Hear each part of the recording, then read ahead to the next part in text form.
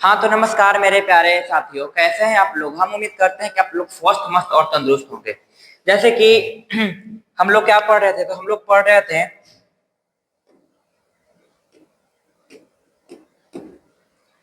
मेरे भाई, हम लोग पढ़ रहे थे फिजिक्स। और फिजिक्स में आज क्या देखने वाले हैं, तो फिजिक्स में देखने वाले हैं हम लोग ऑब्जेक्टिव। क्या क्या, तो पूरे चैप्टर 1 का जितना मोस्ट वीवीआई क्वेश्चन है, वीवीआई ऑब्जेक्टिव हम लोग देखेंगे। क्या लिखा हुआ है, बिहार मैट्रिक परीक्षा, बिहार बोर्ड एग्जाम कितना, तो बिहार बोर्ड एग्जाम 2025 2026। ठीक है भाई। बात कर लो फिजिक्स का, हम लोग फिजिक्स ऑब्जेक्टिव देखेंगे। चैप्टर कितना, चैप्टर 1 ऑब्जेक्टिव देखेंगे। ऑब्जेक्टिव का यह कुछ है तो याद रखिएगा, ऑब्जेक्टिव का ये है खजाना। सबसे पहले हम लोग गणेश जी का आशीर्वाद ले लेते हैं। सबसे पहले हम लोग गणेश जी का आशीर्वाद लेते हैं, उसके बाद पढ़ाई को स्टार्ट करेंगे। सबसे पहले एक मोटिवेशन को देखिएगा कि आपका ज्ञान, क्या मेरे भाई, आपका ज्ञान जो है आपकी संपत्ति है। आपका जो ज्ञान है वो आपका संपत्ति है, इसको कोई भी छीन नहीं सकता है। क्या मेरे फ्रेंड्स, कि आपका ज्ञान ही आपकी संपत्ति है, इसको कोई नहीं ले सकता है, इसको कोई नहीं छीन सकता है। इसलिए आप मन ला के पढ़िए, आपसे कोई नहीं छीनेगा, कुछ नहीं कर पाएगा। चलिए हम लोग देखते हैं फर्स्ट ऑब्जेक्टिव। गणेश जी का आशीर्वाद ले लीजिए। देखिए पहला ऑब्जेक्टिव जो है वो है, रुकिएगा एक सेकंड। पहला जो ऑब्जेक्टिव है मेरे फ्रेंड्स,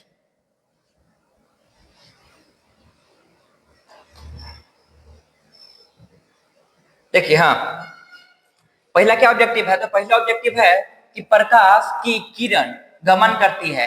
प्रकाश किरण कैसे गमन करती है, तो पहले ऑप्शन नंबर ए, सीधी रेखा में, टेढ़ी रेखा में, किसी भी दिशा में, या इसमें से कोई नहीं।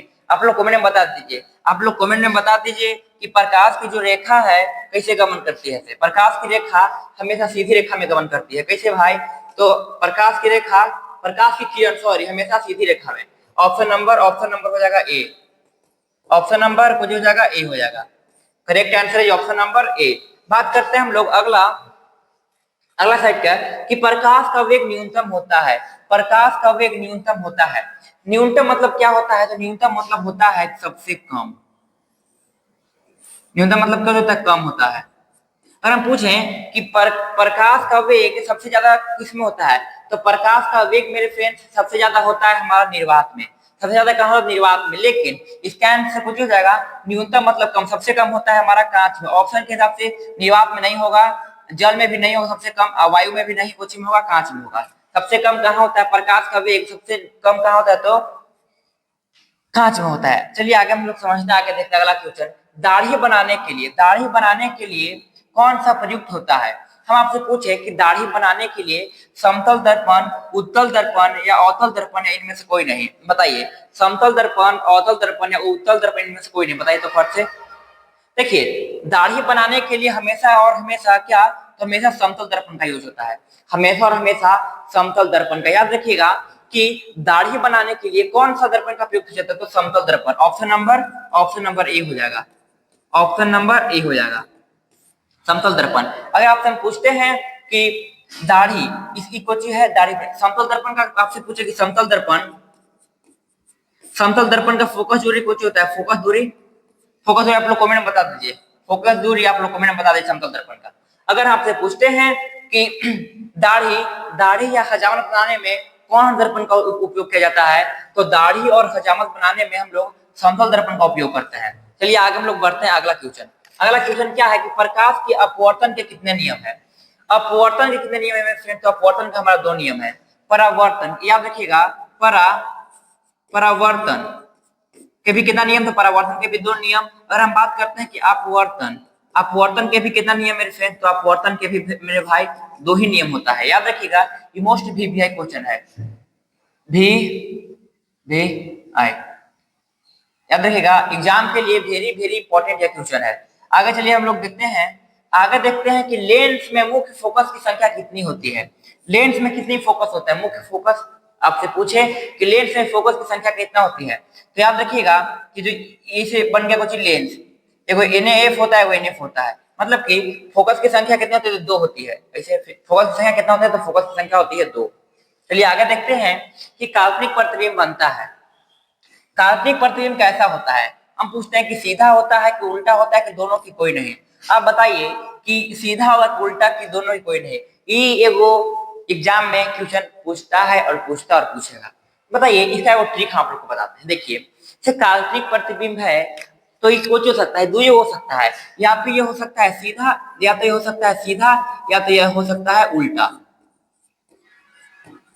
या तो हो सकता है सीधा या तो हो सकता है उल्टा। इसका क्या होगा कि इसका हो जाएगा हमारा सीधा। क्या हो जाएगा? इसका सीधा हो जाएगा। बोलिए ट्रिक क्या है सर? ट्रिक को देखिएगा, ट्रिक क्या है? ट्रिक है कि काशी जानते हैं, काशी एक शहर का नाम है। क्या? काशी। काशी क्या नाम है? काशी एक शहर का नाम है। मतलब कि जब अगर बात किया जाए काल्पनिक का, काल्पनिक कैसा होता है? तो काल्पनिक काल्पनिक प्रतिबिंब कैसा होता है? तो काल्पनिक प्रतिबिंब होता है सीधा। याद रखिएगा कि ट्रिक क्या है, काल्पनिक प्रतिबिंब कैसा होता है? तो काल्पनिक प्रतिबिंब होता है सीधा। ये क्या का ट्रिक है? तो ये ट्रिक है काल्पनिक प्रतिबिंब का। काल्पनिक प्रतिबिंब क्या होता है? सीधा होता है। दूसरा है कि काल्पनिक के बाद एक और पूछ जाता है, एक होता है काल्पनिक सीधा, और उल्टा क्या का होता है? भाई तो आप लोग उल्टा क्या का होता है? वास्तविक का क्या होता है? तो उल्टा होता है। देखिए वास्तविक का उल्टा, वास्तविक और उल्टा। तो वास्तविक का क्या होता है? वास्तविक को होता है उल्टा। तो यह है वास्तविक और यह उल्टा, मतलब वाव। मैंने कुछ देखते हैं तो बोलते हैं कितना सुंदर है, वाव। मतलब कि वाह से वास्तविक हो जाएगा और ऊ से उल्टा हो जाएगा। जैसे वाह से वास्तविक, ऊ से उल्टा। वास्तविक कभी हो सकता है तो कुछ हो जाएगा उल्टा हो जाएगा। और हम बात करते हैं काल्पनिक का, तो काल्पनिक हमेशा कुछ होता है सीधा होता है, मतलब काशी। ये आप लोग को याद हो गया होगा। अगर आपसे हम पूछें, अगला क्वेश्चन देखिएगा, किसी माध्यम के अपवर्तनांक का मान होता है। अपवर्तनांक का मान कुछ होता है, साइन आई बटा, रुकिएगा एक सेकंड, साइन साइन आई बटा साइन आर होता है, या साइन गुने साइन आई गुने साइन आर होता है। क्या होता है बताइए? साइन आई गुने साइन आई बटा sine R, sine I R बटा साइन आई गुने sine I plus sine R. इसका करेक्ट आंसर जो हो जाएगा साइन आई बटा साइन आर हो जाएगा। साइन आई बटा sine R is correct answer. Option number A is correct answer. Option number A is correct answer. बात करते हैं आगे। देखिएगा आगे क्या है, तो आगे परावर्तन के नियम से निर्धारित होता है। परावर्तन के नियम से क्या निर्धारित होता है? तो परावर्तन के नियम से निर्धारित होता है आपतन कोण बराबर परावर्तन कोण। परावर्तन क्या को नियम होता है? तो परावर्तन के दो गो नियम होता है। परावर्तन क्या को नियम? दो गो। पहला आपतन कोण बराबर परावर्तन कोण, आपतन कोण बराबर परावर्तन कोण होता है। दूसरा क्या होता है? दूसरा नियम, सभी रेखा एक ही तल पर होते हैं। सभी रेखा एक ही तल पर होता है। यह परावर्तन के दो मोस्ट वीवीआई क्वेश्चन है। याद रखिए परावर्तन के नियम, तो परावर्तन के नियम से धारित होता है आपतन कोण बराबर परावर्तन कोण। चलिए आगे हम लोग देखते हैं आगे क्या है। आगे है कि मोटर कार की हेडलाइट में किसका प्रयोग किया जाता है? मोटर कार जो है, मोटर कार को हेडलाइट में याद रखिएगा बराबर तो अवतल दर्पण का। किसका? तो अवतल दर्पण का हमेशा हेडलाइट में यूज किया जाता है। आगे हम लोग देखते हैं कि समतल दर्पण द्वारा बना प्रतिबिंब होता है। समतल दर्पण में कभी प्रतिबिंब बनेगा ना भाई? समतल दर्पण में कभी भी प्रतिबिंब बनेगा तो कैसा बनेगा? तो आपका बनेगा वास्तविक नहीं बनेगा, दोनों नहीं बनेगा, इसमें से कोई नहीं बनेगा, मतलब काल्पनिक बनेगा। समतल दर्पण में कैसा प्रतिबिंब बनता है? तो याद रखिए काल्पनिक, काल्पनिक और काल्पनिक। आगे देखते हैं हम लोग किसी लेंस के द्वारा सिर्फ काल्पनिक प्रतिबिंब बनता है। किस लेंस के द्वारा सिर्फ काल्पनिक प्रतिबिंब बनता है? बनता हो जाएगा बनता, टाइपिंग मिस्टेक है। किस लेंस के द्वारा सिर्फ काल्पनिक प्रतिबिंब बनता है? अगर हम काल्पनिक की बात किया जाए तो अवतल लेंस के द्वारा कुछ बनता है तो काल्पनिक प्रतिबिंब बनता है। अगर हम पूछे आपसे कि सरल सूक्ष्मदर्शी में किसका उपयोग किया जाता है? सरल सूक्ष्मदर्शी में मेरे भाई किसका उपयोग किया जाता है? तो देखिए सूक्ष्मदर्शी मतलब कि माइक्रोस्कोप।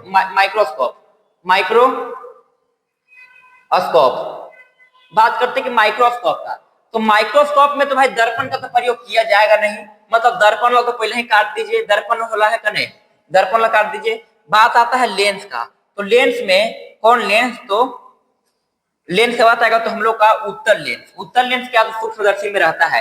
अगर आपसे पूछे कि जो आंख होता है, जब 3D का इक्वेशन है, आंख में कौन सा लेंस रहता है? आंख के पुतली में कौन सा लेंस रहता है, तो वो में भी उत्तल लेंस रहता है, उत्तल लेंस। चलिए ये हो गया। अगर आपसे पूछते हैं मेरे भाई कि लेंस की क्षमता क्या होता है, लेंस की क्षमता का SI मात्रक डायोप्टर, याद रखिएगा डायोप्टर डायोप्टर डायोप्टर। लेंस की क्षमता का SI मात्रक क्या होता है, डायोप्टर होता है। साइड मिरर के रूप में, साइड में रूप में प्रयुक्त होता है। साइड मिरर में क्या प्रयुक्त होता है, आपसे पूछें कि साइड मिरर में मेरे भाई कौन सा दर्पण का उपयोग किया जाता है, तो साइड मिरर में हमेशा उत्तल दर्पण का। देखिए कोई भी कार है तो साइड में उत्तल दर्पण का उपयोग क्यों किया जाता है, ये सब्जेक्ट में पूछेगा।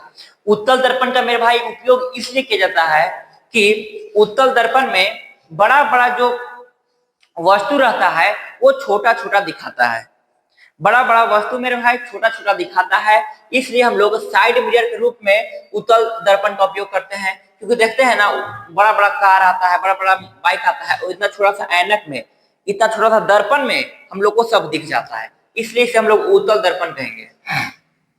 आगे देखिएगा, आगे प्रकाश की किरणों के समूह को क्या कहते हैं, प्रकाश की किरणों को समूह को बोलते हैं किरण पुंज। क्या बोलते हैं, प्रकाश की किरण के समूह को क्या बोलते हैं, किरण पुंज। ये क्या है मेरे भाई, ऑब्जेक्टिव का है खजाना, याद रखिएगा ऑब्जेक्टिव का खजाना है मोस्ट VVI चैप्टर 1। चैप्टर 1 क्या था, फिजिक्स, याद रखिएगा क्या था, फिजिक्स।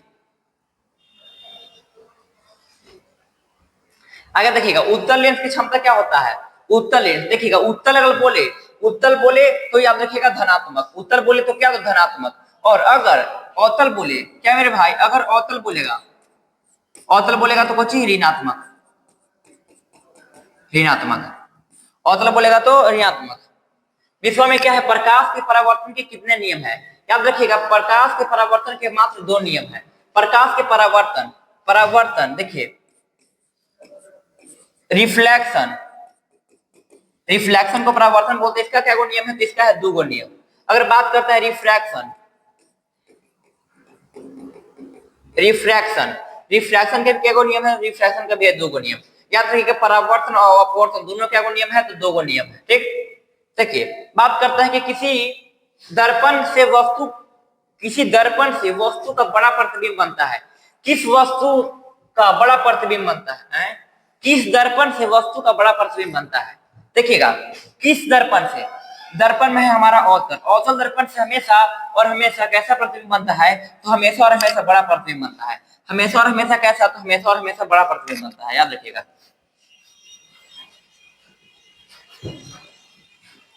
19 नंबर क्वेश्चन क्या है, 19 नंबर में क्वेश्चन है अवतल लेंस की क्षमता क्या होता है, अवतल लेंस की क्षमता क्या होता है, प्लस माइनस या A और B दोनों, या इसमें से कोई नहीं। देखिए अवतल की बात क्या है, तो अवतल हमेशा ऋणात्मक होता है, अवतल क्या ऋणात्मक, और उत्तल की बात क्या है, उत्तल का, उत्तल हमारा होता है उत्तल का धनात्मक, ठीक, याद रखिएगा। निम्न में से कौन सा पदार्थ लेंस बनाने के लिए प्रयुक्त नहीं किया जा सकता है, जल को हम लोग लेंस बना सकते हैं, कांच को हम लोग लेंस बना सकते हैं, प्लास्टिक को भी लेंस बना सकते हैं, लेकिन मिट्टी को हम लोग लेंस कभी नहीं बना सकते हैं, मिट्टी को हम लोग लेंस कभी नहीं बना सकते हैं। मतलब हमारा correct answer is, correct answer पूछा जाएगा, correct answer is option number D, option number D. एक इस वक्त क्वेश्चन है प्रकाश के अपवर्तनांक के कितने नियम है। देखिए दोबारा क्वेश्चन आ गया, प्रकाश के अपवर्तनांक के 2 नियम, प्रकाश के अपवर्तनांक कितने नियम है, 2 नियम है। अपवर्तन, अपवर्तन के क्या नियम, 2 गो, परावर्तन के क्या नियम, 2 गो, याद रखिएगा ये दोनों मोस्ट VVI है, मोस्ट VVI लिख लीजिएगा, most VVI, very very important. किसी माध्यम में अपवर्तनांक का मान होता है, फिर आ गया sin i बटा sin r, sin i बटा sin r। देखिए गोलीय दर्पण में फोकसांतर एवं मकरंद त्रिज्या के बीच क्या संबंध है, देखिए गोलीय दर्पण और फोकस के बीच क्या संबंध है। अगर हम आपसे पूछें कि गोलीय दर्पण और फोकस के बीच क्या संबंध है, तो इसका फॉर्मूला क्या होता है, F बराबर R/2 होता है। बात करते हैं कि F बराबर R/2, अगर हम लोग को यहाँ से R निकालना होगा तो क्या करेंगे, 2F बराबर क्या हो जाएगा, तो R हो जाएगा, मतलब कि 2F R बराबर 2F, ऐसे भी हम लोग लिख सकते हैं कि R बराबर 2F, मतलब करेक्ट आंसर क्या हो जाएगा, करेक्ट आंसर हमारा ही हो जाएगा, F बराबर R नहीं, गलत, F बराबर 2R गलत, R बराबर 2F गलत, F/2, इसमें करेक्ट आंसर हो जाएगा हमारा A, R बराबर 2F। सोलर कुकर में प्रयोग किया जाता है, सोलर कुकर में क्या प्रयोग किया जाता है, बात करते हैं सोलर कुकर का, तो सोलर कुकर में हम लोग का प्रयोग किया जाता है अवतल दर्पण का।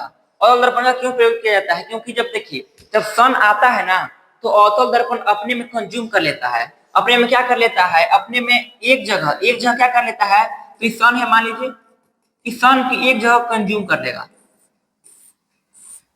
एक जगह क्या कर लेगा? तो एक जगह पूरा ईशान है मान लीजिए। अब ये है, मान लीजिए क्या है? ये है हमारा सोलर कुकर, ये हमारा सोलर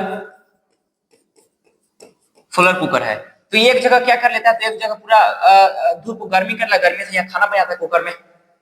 चलिए आगे देखिएगा 25वां नंबर क्वेश्चन और लास्ट क्वेश्चन, इसमें से कौन दर्पण का सूत्र है? Most VVI question. देखिए दर्पण का सूत्र क्या होता है? तो आप लोग बताते हैं कि 1/f बराबर 1/v प्लस 1/u।